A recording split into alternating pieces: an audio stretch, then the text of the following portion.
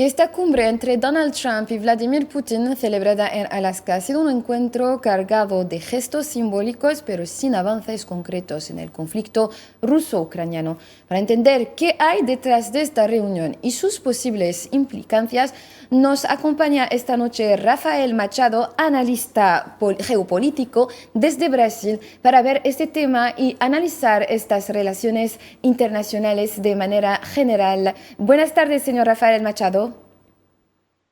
Buenas tardes, es un honor estar acá.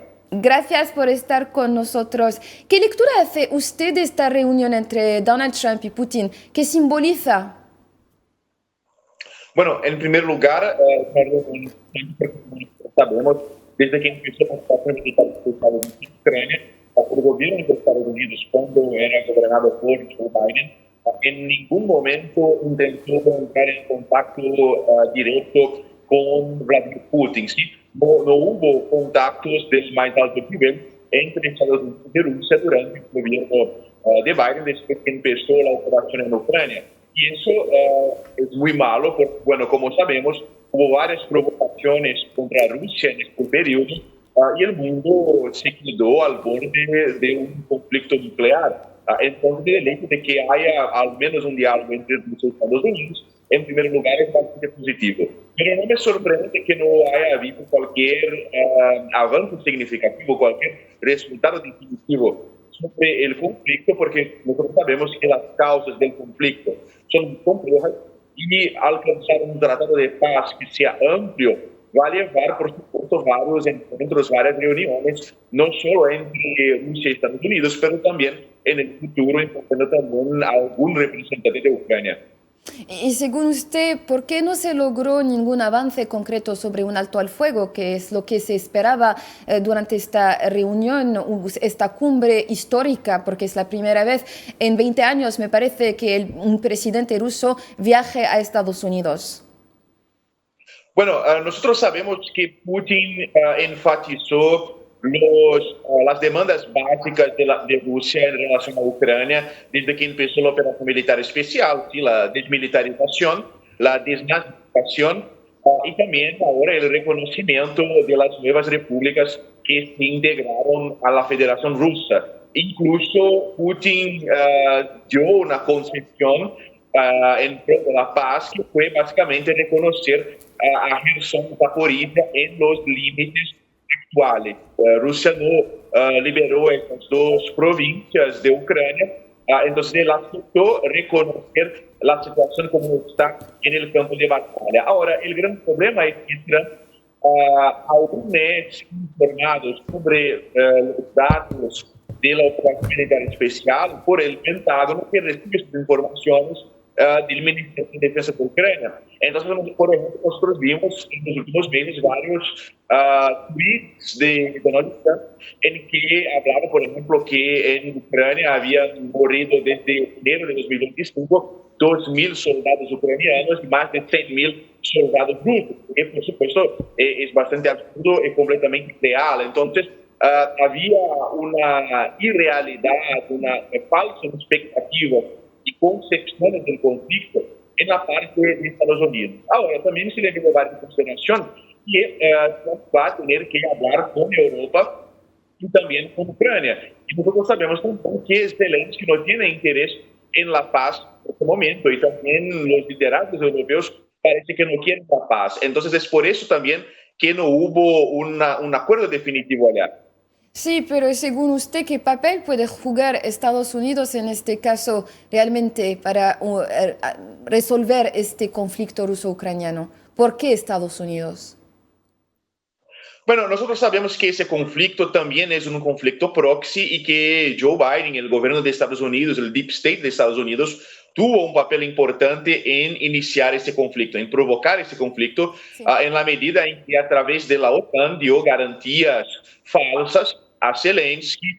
Hubo charlas sobre la posibilidad de poner a Ucrania en OTAN, en Unión Europea, la posibilidad de poner misiles en el territorio ucraniano. Entonces, todo eso fueron provocaciones en que Estados Unidos tuvo un papel importante y sabemos también que de todas las ayudas concedidas a Ucrania, la gran parte vino de Estados Unidos. ¿Sí? Entonces, por supuesto, hablar con Estados Unidos es bastante importante para que se pueda alcanzar un tratado de paz definitivo. Y también sabemos que en un sentido más amplio que Ucrania, había y hay un conflicto geopolítico entre Rusia y Estados Unidos que se desarrolla en el territorio europeo y es un conflicto heredado de la Guerra Fría. Ahora, bueno, la posibilidad que hay, y es por eso tal vez que Rusia tiene tanto interés en hablar con Estados Unidos, con Trump, es de que Estados Unidos tal vez abandone a Ucrania, ¿sí? En el sentido de que cese todo tipo de ayuda, lo que tornaría la operación militar especial más fácil, o entonces incluso que presione a la Unión Europea a también interrumpir, cesar esa ayuda. ¿Sí? Entonces pienso que tal vez ni mismo los rusos crean en alcanzar la paz ahora, sí, simplemente a través de un tratado, pero tengan en consideración la posibilidad de aislar Ucrania, principalmente de Estados Unidos y tal vez incluso de la Unión Europea. Sí, como acaba de decirlo, puede utilizar medidas para ejercer presión sobre la Unión Europea.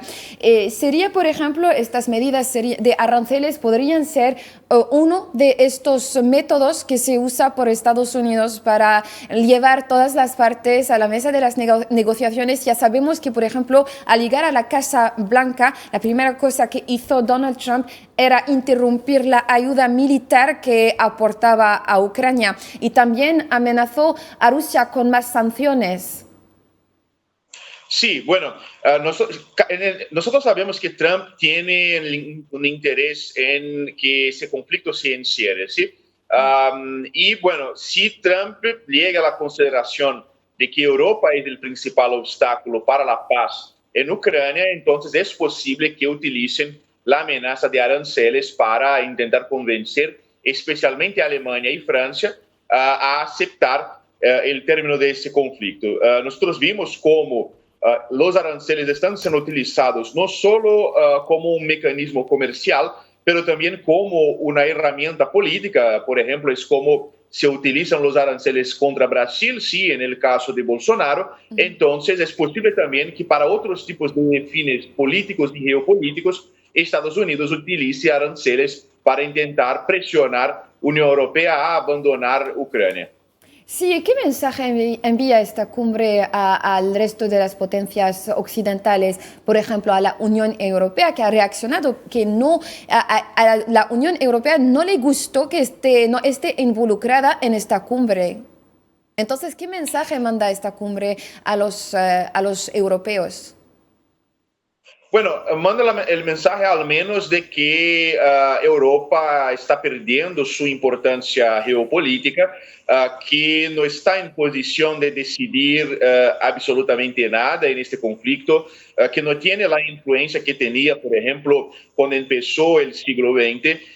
Y que ahora, bueno, considerando que la Unión Europea no parece estar interesada en asumir una postura geopolítica madura, que Rusia y Estados Unidos y en el futuro tal vez China y India pueden incluso definir muchas cosas, no solo sobre Ucrania, pero también sobre la estructura del actual orden mundial.